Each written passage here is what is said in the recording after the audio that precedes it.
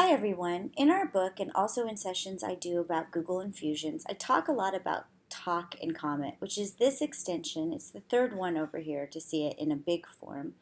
But it's an extension that lives to the right of the Google Omnibox.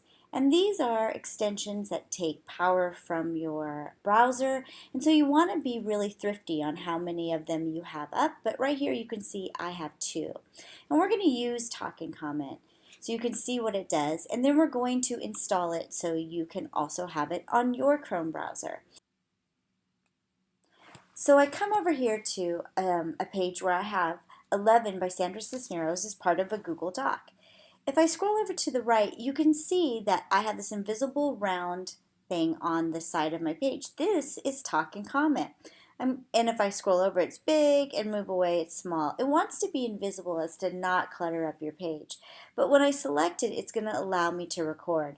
So let's say I ask my students to record their reading. I'm just going to read this line so you could see how it works. I select it. Like some days you might say something stupid, and that's the part of you that's still 10. I hit the green check when I'm done, and it provides for me a link. I'm going to grab part of this link. I'm going to leave behind the voice note section, and I'm going to do a Command-C to grab that link. And I'm going to come back to the story, and in a comment, I'm going to add this link by doing a Command-V or paste, however you want to do it. And that's great, it has a link. But as soon as I hit comment, it turns it into a play button, which is magical. Like some days you might say something stupid, and that's the part of you that's still 10. So I've captured their reading. I could ask them to comment on what's really happening in this story. There are many things that I can ask them to record to get to their understanding. So this is an amazing tool, but how do we install it? Well, I'm going to go over to another account and show you because it's already installed on this account. On this account, I don't have Talk and Comment installed, and you can see because there's no little round icon over here that's invisible.